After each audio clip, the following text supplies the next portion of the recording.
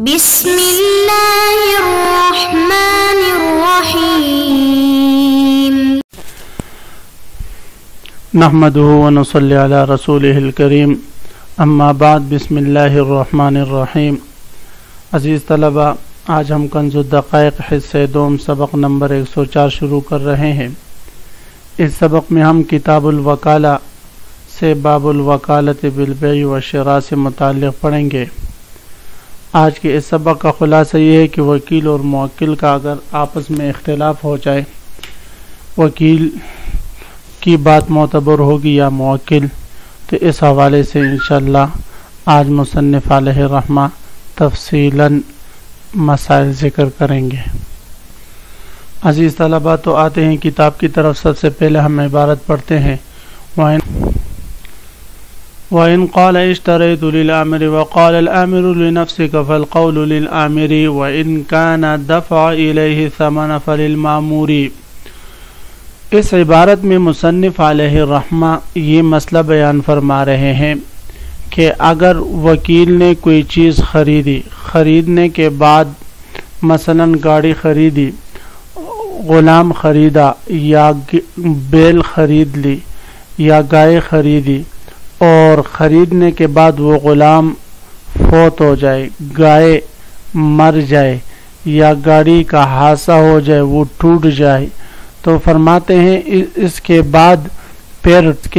وکیل اپنے موکل سے کہے کہ مجھے اس کا ثمن دے دو کیونکہ یہ تو میں نے آپ کے لیے خریدی تھی، اور موکل کہے نہیں، یہ تو آپ نے اپنی ذات کے لیے خریدی ہے، تو اس اختلاف میں کس کا قول معتبر ہوگا؟ تو مصنف علیہ الرحمہ فرماتے وَإِنْ قَالَ اشْتَرَيْتُ لِلْآمِرِ، اگر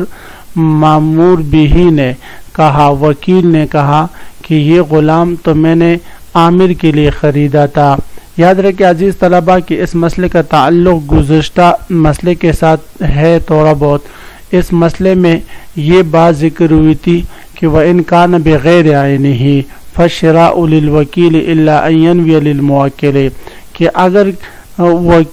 وکالت کسی غیر معین چیز کی ہو تو جب تک وکیل موکل کے لیے خریدنے کی نیت نہیں کرتا اس وقت تک شراء وکیل ہی کے لیے واقع ہوتی ہے۔ تو یہ بات بھی غیر معین غلام کی ہو رہی ہے، اور کہ اگر موکل نے وکیل سے کہا ہو کہ میرے لیے کوئی غلام خرید لو، یا کوئی گاڑی خرید لو، یا کوئی باندی خرید لو، تو اس نے خریدی، اور خریدنے کے بعد وہ چیز ضائع ہو گئی۔ اس ضائع ہونے کے بعد وکیل موکل سے کہتا ہے کہ یہ تو میں نے آپ کے لیے خریدی تھی، عامر موکل مراد ہے، اور عامر کہے، موکل کہے لنفس کا یہ تو آپ نے اپنے لیے خریدی تھی، میرے لیے کوئی اور خریدو، اس کا تاوان مجھ پر نہ ڈالو، تو فالقول للعامر، تو فرماتے اس صورت میں قول عامر کا معتبر ہوگا، بشرطے کہ ابھی تک اس نے وکیل کو ثمن نہ دیا ہو۔ وَإِنْ كَانَ دَفْعَ إِلَيْهِ، اگر موکل وکالت کے وقت ہی ثمن اس وکیل کے حوالہ کر چکا ہو فَلِلْمَأْمُورِ، تو اس صورت میں پھر قول کس کا معتبر ہوگا؟ بھی مامور بھی کا قول معتبر ہوگا۔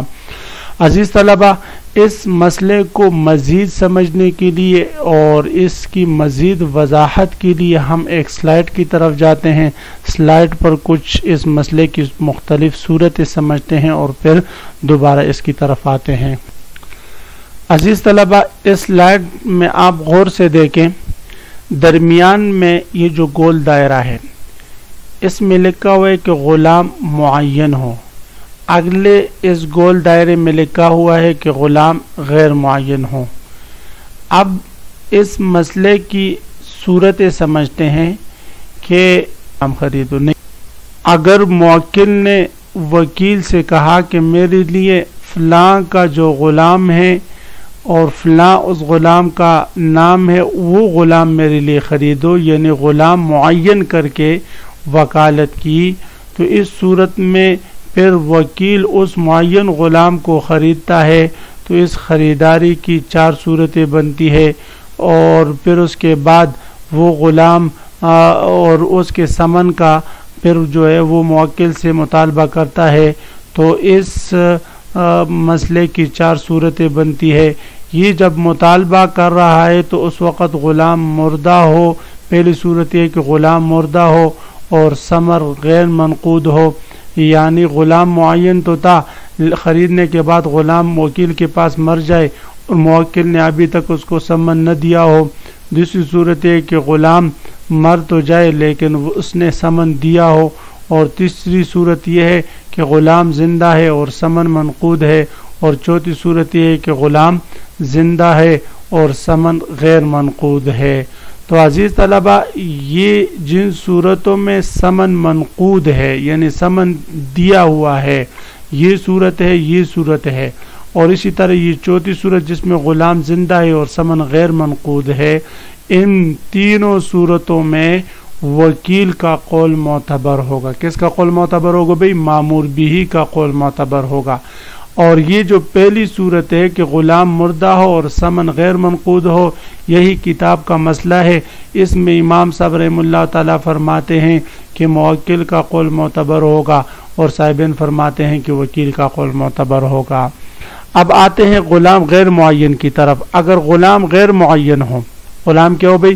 غیر معین ہو، اور پھر وکیل اس غیر معین غلام کو خریدنے کے بعد وہ اس کے پاس مر جاتا ہے، موکل سے اس کے ثمن کا مطالبہ کرتا ہے، تو اس کی بھی چار صورتیں ہیں کہ وہ غلام غیر معین مردہ ہو اور ثمن منقود ہو، غیر معین غلام مردہ ہو اور ثمن غیر منقود ہو، غیر معین غلام زندہ ہو اور ثمن منقود ہو،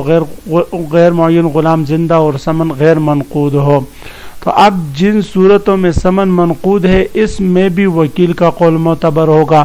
اور جس صورت میں غلام زندہ ہے اور ثمن غیر منقود ہے اس صورت میں بھی وکیل کا قول معتبر ہوگا۔ اور اگر غلام مردہ ہو اور ثمن منقود ہو تو یہی کتاب کا مسئلہ ہے، تو فرماتے ہیں کہ اس صورت میں بھی وکیل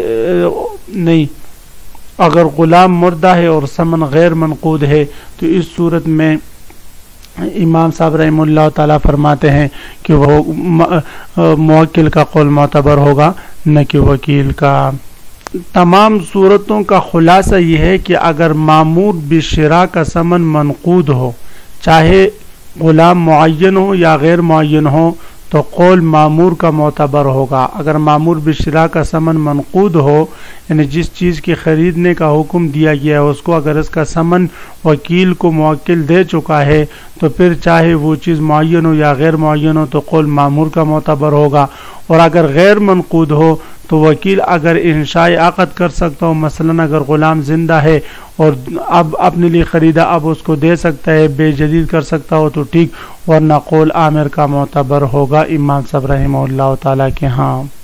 جی عزیز طلبہ، تو اب آتے ہیں دوبارہ اس کتاب کی طرف، تو دیکھیں فرماتے وَإِن قَالَ، اگر مامور بھی نے، وکیل نے کہا اشتریت للعامر، اس غلام کو میں نے عامر کے لیے، موکل کے لیے خریدا ہے۔ کون سے غلام کی بات ہو رہی؟ غلام معین کی بات ہو رہی ہے، اور کب یہ بات ہو رہی ہے؟ اس کے مرنے کے بعد۔ وقال العامر لنفسک، اور عامر کہ یہ تو آپ نے اپنے لیے خریدا تھا، فالقول للعامر، تو قول عامر کا معتبر ہوگا، اس لیے کہ غلام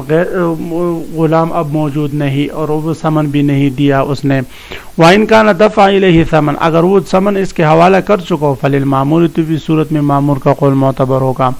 وَإِنْ قَالَ بِأَنِ هَذَا لِفُلَانٍ فَبَاعَهُ ثُمَّ أَنْكَرَ الْآمِرُ، ہوگی اس عبارت میں یہ مسئلہ بیان ہو رہا ہے کہ اگر زید نے بکر سے کہا کہ آپ اپنی یہ گاڑی میرے ہاتھ پر عامر کے لیے فروخت کر دے اور عامر پر بیچ دیں، اس نے کہا ٹھیک ہے، میں آپ کے ہاتھ پر یہ گاڑی عامر پر فروخت کرتا ہوں۔ بعد میں بیع و شراء ہو جانے کے بعد زید کہتا ہے بکر سے کہ یہ تو میں نے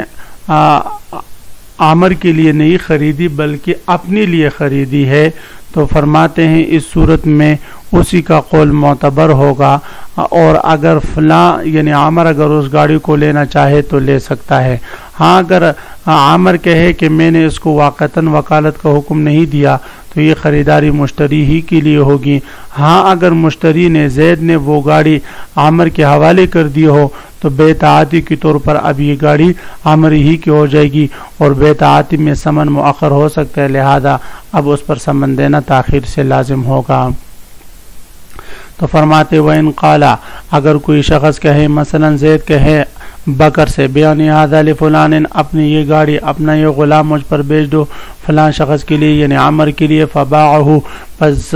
بکر نے وہ غلام یا وہ گاڑی بیچ دی اس پر، ثم انکر العامر پھر اس کے بعد عامر نے انکار کیا یعنی مشتری نے زید نے انکار کر دیا، وکالت سے اخذہ فلان تو یہ گاڑی فلاں ہی لے گا یعنی عامر ہی لے گا، اس مشتری کو اپنے پاس رکھنے کا اختیار نہیں، الا ان یقول لم امرہ بہ، ہاں اگر وہ خود کہے یعنی عامر خود کہے کہ میں نے مشتری کو اس کا حکم نہیں دیا تو اس صورت میں اس مشتری کو اپنے پاس رکھنے کا اختیار ہوگا، الا یسلمہ المشتری الیہ، یا یہ کہ خود اس گاڑی کو عامر کے حوالہ کر دے، اگر مشتری نے اس گاڑی کو عامر کے حوالہ کر دیا تو حوالہ کرنے کے بعد بے تعاطی کے طور پر زید اور عامر کے درمیان بے ہو جائے گی اور اب عامر پر جو ہے اس کا ثمن لازم ہوگا، اب زید دوبارہ عامر سے نہیں لے سکتا۔ عزیز طلباء، تو اسی مسئلے کے ساتھ آج کے سبق کا اختتام ہوا۔ آپ حضرات اس سبق کو خوب غور سے سنیں، سمجھنے کی کوشش کریں۔ اللہ تعالی ہمارا حامی و ناصر و آمین، وآخر دعوانا ان الحمدللہ رب العالمین۔